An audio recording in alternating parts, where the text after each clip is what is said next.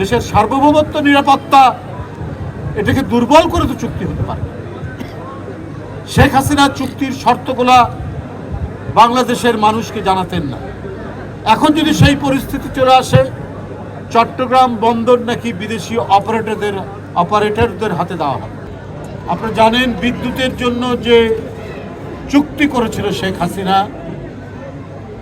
ভারতের একটি private company আদানির সাথে, সেটা শেখ হাসিনা দেশের স্বার্থে করেনি, সেইটা শেখ হাসিনা জনগণের স্বার্থে করেনি, সেইটা করেছে ওই বিদ্যুৎ কোম্পানির স্বার্থে।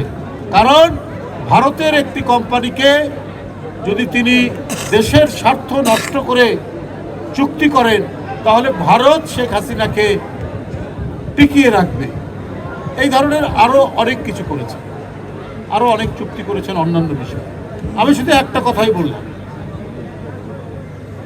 যত চুক্তি হয় অন্য দেশের সাথে, সেই চুক্তির একটা নির্দিষ্ট মাত্রা থাকে। এখানে বিবেচনা করা হয় দেশের স্বাধীনতা, সার্বভৌমত্ব, সবগুলো বিবেচনা নিয়েই চুক্তি।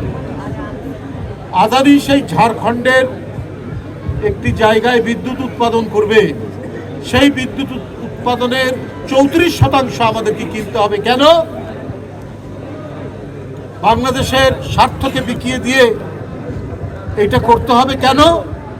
কারণ শেখ হাসিনার স্বার্থ আছে, সে ক্ষমতায় টিকে থাকতে চায়, ভারত তাকে টিকিয়ে রাখে। পৃথিবীর কোথাও নেই, একমাত্র শেখ হাসিনা এই কাজটি করেছেন।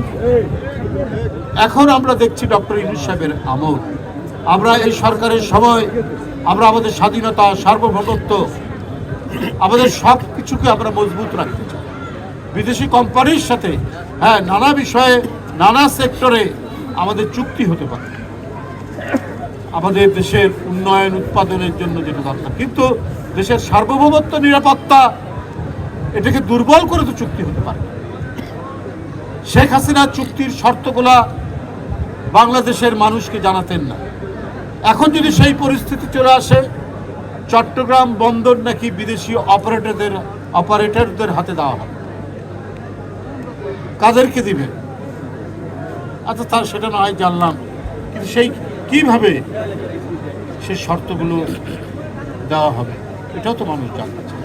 আর এই সমস্ত বন্দর, নদী বন্দর, সমুদ্র বন্দর যদি ক্রমান্বয়ে বিদেশিদের হাতে যেতে থাকে, তাহলেও তো এটা নিরাপত্তার প্রশ্ন।